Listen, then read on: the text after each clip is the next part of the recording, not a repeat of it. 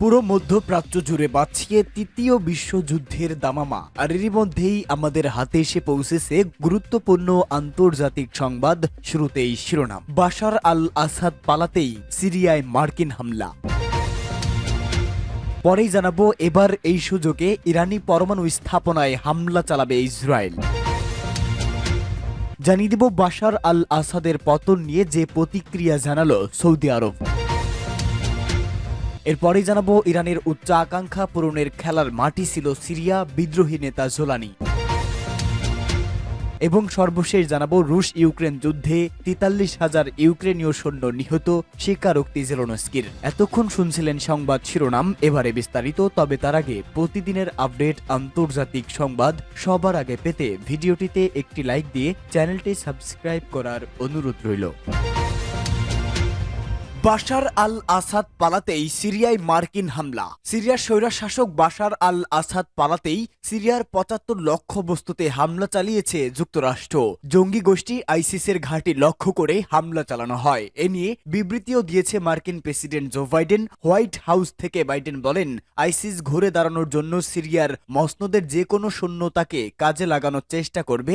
America সে সম্পর্কে অবহিত।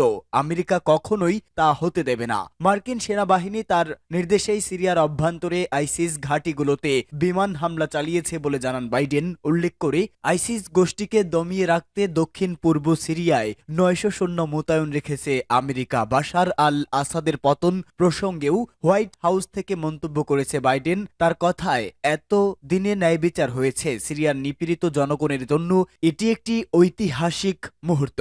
অন্যদিকে সিরিয়ার সরকারহীনতার সুযোগ নিয়ে গোলান মালভূমি দখল করে নিয়েছে ইসরায়েল। ১৯৭৪ সালে এই মালভূমি নিয়ে দুই প্রতিবেশী দেশের চুক্তি হয়েছিল, কিন্তু ইসরায়েলের প্রধানমন্ত্রী বেনিয়ামিন নেতানিয়াহু জানিয়েছে তিনি ইসরায়েল ডিফেন্স ফোর্সকে রবিবার গোলানের সিরিয়ার অংশে প্রবেশের নির্দেশ দিয়েছে। তার বক্তব্য, কোনো শত্রু শক্তিকে আমরা নিজেদের সীমান্তে কর্তৃত্ব প্রতিষ্ঠা করতে দেব না। সিরিয়ার সঙ্গে গোলান নিয়ে যে চুক্তি হয়েছিল তা সেখানকার সরকার পড়ে যাওয়ার সঙ্গে সঙ্গেই ভেঙে গিয়েছে। ২০০০ সাল থেকে সিরিয়ার মসনদে ছিল বাশার আল আসাদ। তার পরিবার ৬ দশক ধরে সিরিয়ার ক্ষমতায় ছিল।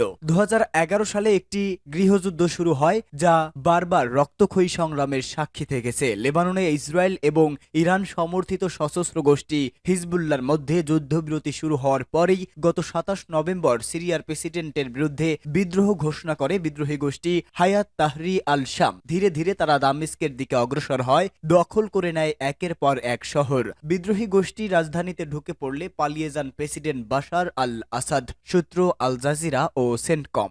এই সুযোগে ইরানি পরমাণু স্থাপনায় হামলা চালাবে ইসরায়েল। সিরিয়ার আল আসাদ সরকারের পতন, এবার ইরানি প্রক্সিগুলো দুর্বল হয়ে পড়ার সুযোগটি কাজে লাগিয়ে ইরানি পরমাণু স্থাপনাগুলোতে হামলা করার পরামর্শ দিয়েছে ইসরায়েলের এক সাবেক শীর্ষ সামরিক কর্মকর্তা।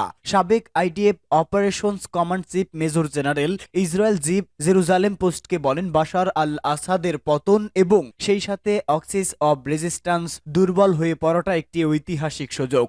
আর ওয়াশিংটনের উচিত হবে বিশেষ করে নবনির্বাচিত প্রেসিডেন্ট ডোনাল্ড ট্রাম্পের অধীনে তেহরানের আগের চেয়ে দুর্বল হয়ে পড়ার সুযোগটি কাজে লাগানো। তিনি বলেন, ইরানি প্রক্সিগুলো পাল্টা আঘাত হানতে পারে এমন আশঙ্কার কারণে যুক্তরাষ্ট্র বা ইসরায়েল কেউই ইরানের পরমাণু কর্মসূচিতে হামলা করতে প্রস্তুত ছিল না। কিন্তু জিব বলেন, এখন আমরা ইরানের বিরুদ্ধে কতটুকু চাপ সৃষ্টি করতে পারি তা দেখা উচিত, যাতে তারা তাদের পরমাণু কর্মসূচি আর জোরদার করতে বা অগ্রগতি করতে না পারে। কিন্তু জিব বলেন, এখন আমরা ইরানের বিরুদ্ধে কতটুকু চাপ সৃষ্টি করতে পারি। তিনি জোর দিয়ে বলেন, যুক্তরাষ্ট্রকে ছাড়া ইসরায়েল তা করতে পারে না, তাদেরকে আমাদের দরকার। তিনি ইরানের পরমাণু কর্মসূচিতে আঘাত হানার ক্ষেত্রে ইসরায়েলের বিমান শক্তির সীমাবদ্ধতার দিকে ইঙ্গিত করেন। উদাহরণ হিসাবে বলা হয়, একটি পর্বতের ভিতরে লুকানো ইরানি পরমাণু স্থাপনাগুলো ধ্বংস করার জন্য প্রয়োজনীয় ৩,০০০ পাউন্ডের বোমা যুক্তরাষ্ট্রের কাছে আছে, কিন্তু ইসরায়েলের কাছে এ ধরনের কোনো অস্ত্র নেই। তাছাড়া এইসব অস্ত্র পরিবহন করার মতো বিমান ও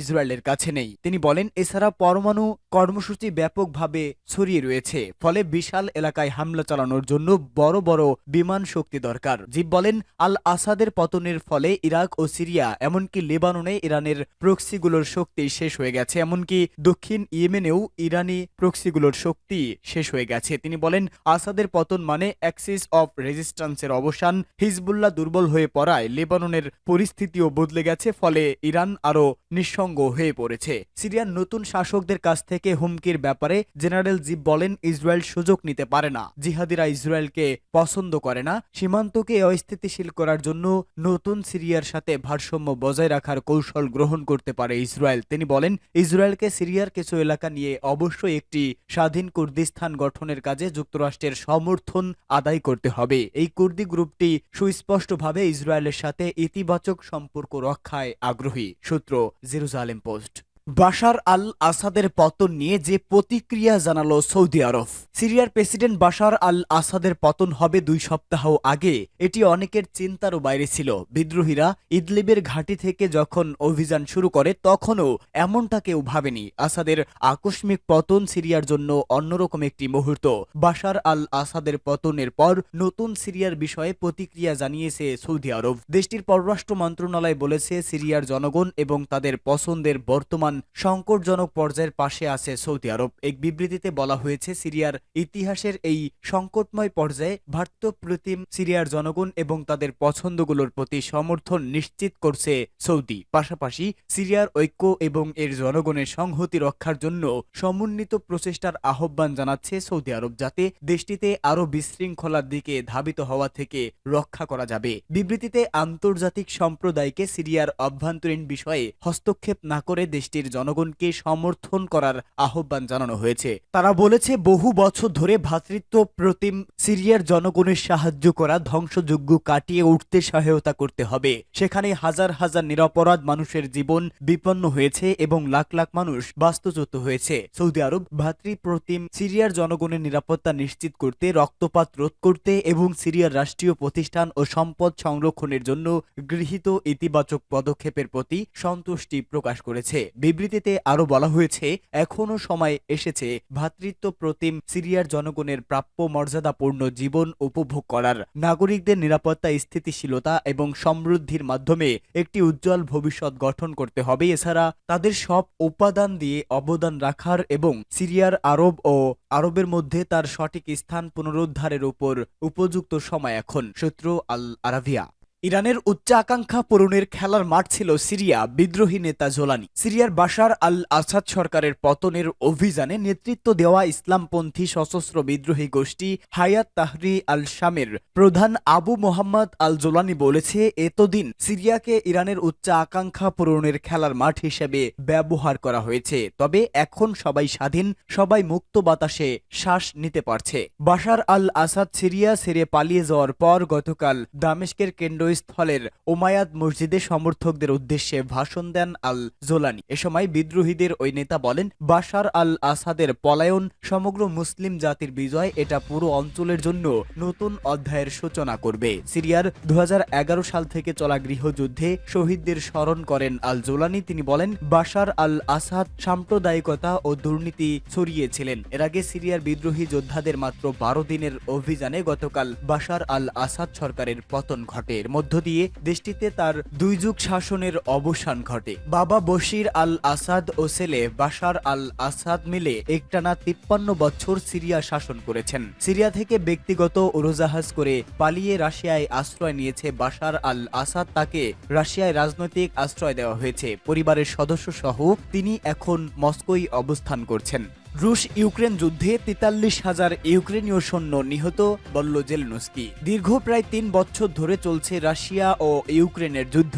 আর এই যুদ্ধে ইউক্রেনের 43,000 সৈন্য নিহত হয়েছে বলে জানিয়েছে দেশটির প্রেসিডেন্ট ভ্লাদিমির জেলেনস্কি। বার্তা সংস্থা এএপি ও ব্রিটিশ সংবাদ মাধ্যম বিবিসি তাদের প্রতিবেদনে এই খবর জানিয়েছে। প্রতিবেদনে বলা হয়েছে, রাশিয়ায় পূর্ণ মাত্রায় হামলা শুরু হওয়ার পর থেকে প্রায় 43,000 ইউক্রেনীয় সৈন্য নিহত হয়েছেন বলে দেশটির প্রেসিডেন্ট ভ্লাদিমির জেলেনস্কি এক বিরল স্বীকারোক্তিতে জানিয়েছে। সোশ্যাল মিডিয়ায় দেওয়া এক পোস্টে ইউক্রেনের এই প্রেসিডেন্ট বলেছেন, রাশিয়ার সঙ্গে চলমান এই যুদ্ধে 3,70,000 সৈন্যের আহত হওয়ার খবর পাওয়া গেছে। যদিও এই সংখ্যার মধ্যে এমন সৈন্যও অন্তর্ভুক্ত রয়েছে যারা একাধিকবার আহত হয়েছেন, তবে আহতদের অর্ধেক সেনা যুদ্ধক্ষেত্রে ফিরে এসেছে বলেও তিনি উল্লেখ করেন। তিনি আরও দাবি করেন, চলমান এই যুদ্ধে 1,98,000 রাশিয়ান সৈন্য নিহত হয়েছেন এবং আহত হয়েছেন আরো 5,50,000 রুশ সৈন্য। বিবিসি অবশ্য জেলেনস্কির দাবিকৃত এই পরিসংখ্যান যাচাই করতে পারেনি।